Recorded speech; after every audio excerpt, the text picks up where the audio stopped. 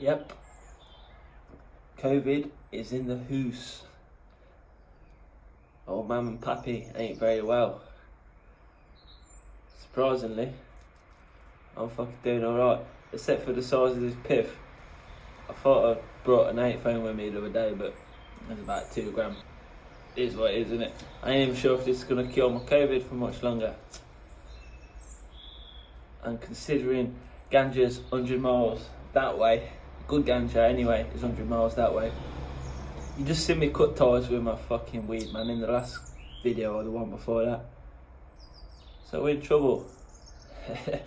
I'm gonna have to fucking get my man to send some in the post, I think.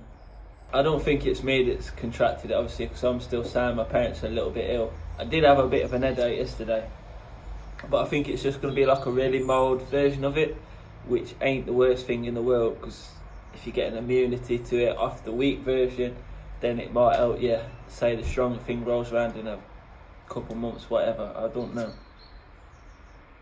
Or it could be this, that the tests are coming back positive when they ain't, just to scare people into staying at home and shit. But I don't know, I think at this point it's definitely a real thing. I weren't a doubter anyway, I didn't doubt it. I'm just saying that I don't think it's worth shutting down the entire country for, innit? In other news, this weed is like some genius shit. I swear that I just got smarter taking them couple of tokes. It's like that film, innit, where they take the magic pill. I ain't had any ideas yet, but I feel like I'm about to get a good idea. It looks like bush. They've got some crystals on there. This might be some magic dope. You know, like off that film, he fucking spills his mate's ashes in there, or he puts them in there on purpose just to like respect the dead or whatever, and then he helps him with his SATs. The only thing that's going to hit me hard is having to stay home for the next like 10-12 days, especially because the ganja's 100 miles a that away. We're in trouble. It's just the freedom, innit? I like to go outside, I like to roam about, do my thing. I've got to be stagnant for a bit, but it's all good. We'll switch it up. We'll use this time to do some other stuff, you know what I mean? Provided I don't get fucking sick, because that could be a thing, couldn't it? I could be going downhill, like deteriorating quick. I'll do a fucking COVID, I'll become a COVID blogger. Day 2 of COVID. The airways are seizing, but I'm still breathing. But I'm quickly going to steer away from that topic anyway, because I've been hearing that cunt on radio too, drone on about it for the past fucking how long, and it's been doing my head in. My old man always has to have radio too, and I says to him, it's become like news, innit? You just hear it all the time. That's where we probably caught it from, listening to fucking radio too all the time. I've been helping him do some plasterboarding. I was helping him yesterday. They've been feeling ill, so he went off and got tested.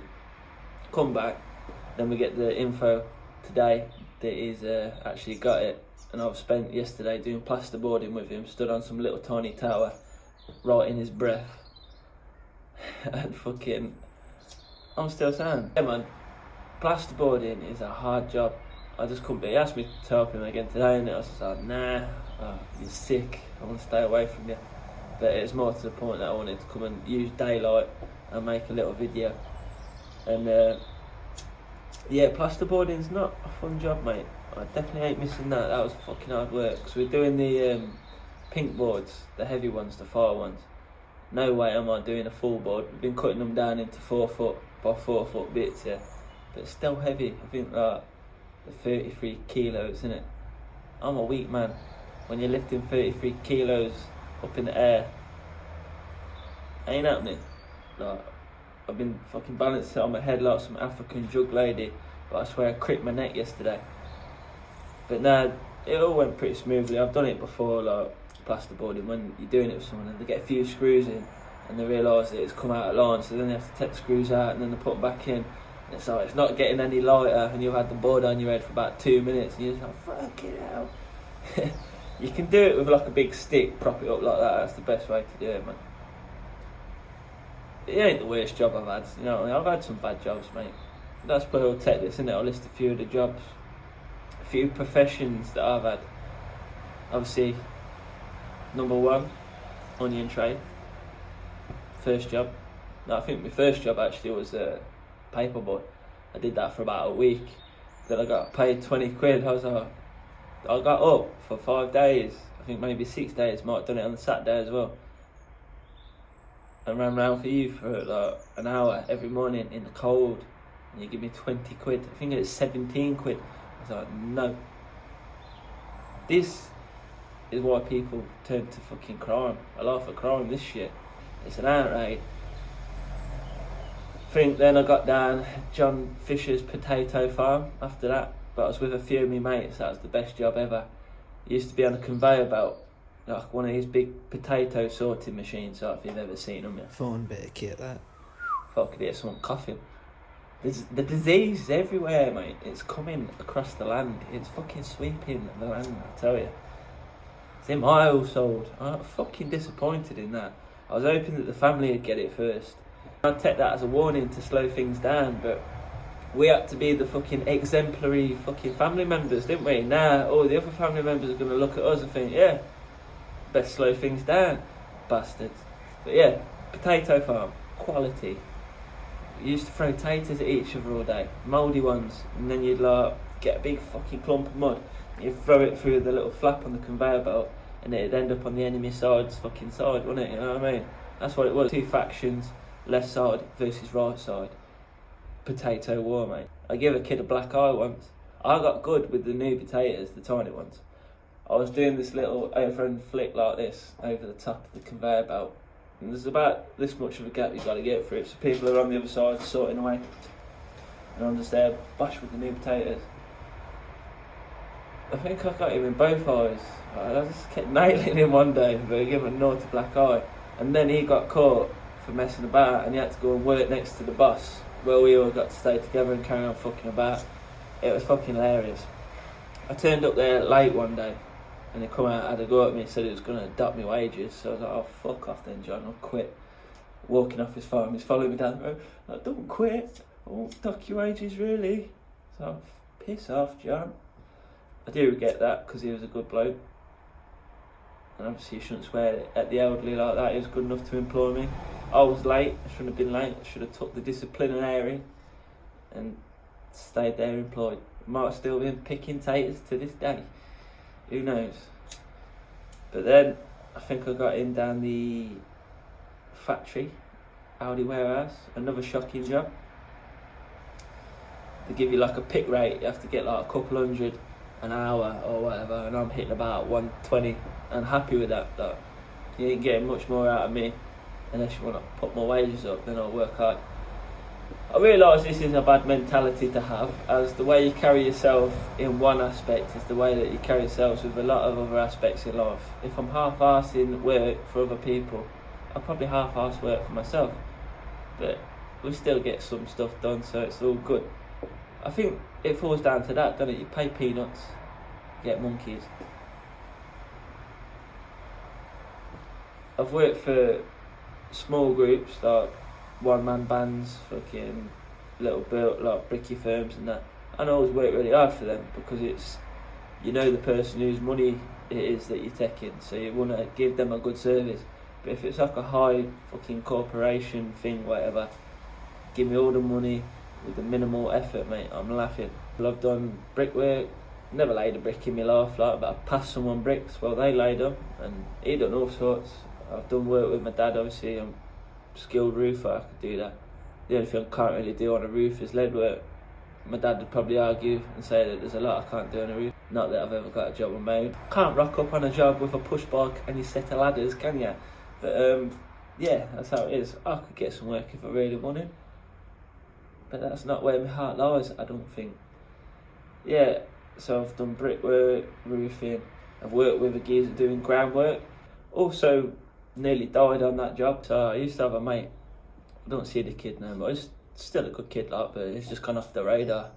I think his mum moved him away. But we're all young. We're probably about 16 to 18. He's probably 19, a little bit older. And he's knocking about with us and that. And it's just like, yeah, one day, yeah, my mum and dad gone on holiday, ain't they? Let's take the car out, yeah. So like, yeah, shit up. My mate's just learning to drive, like. So he's thinking, yeah, I'm a wheel man. The kid who's let us take the car out, he didn't even want to drive it. He just wanted his mates to drive it, which is fucking weird, bro. Like, why are you gonna risk taking the car out to put it in the hands of your mates? You're fucking nuts. And we're just cruising at first. One of the lads does this, it's funny as fuck. We're listening to Chase and Status, fucking that when the blood draws in my veins, that Plan B thing, yeah. And he's just stood out the car door, like in the fucking car door as we're going down the road, like fucking stupidest shit you could do, like, but it's funny, mate. And the kid whose car it was, like whose mum and dad's it was, just wanted us to start rallying it. So it's just, I think we crashed down a ditch first. There's like this little car park where everyone goes, and he just fucking went a bit too far and ended up down this little hump, like, so we had to sort of like reverse it out, push it out a bit. Then after that we're ragging it across this Badsley fucking wreck, just doing burnouts and shit.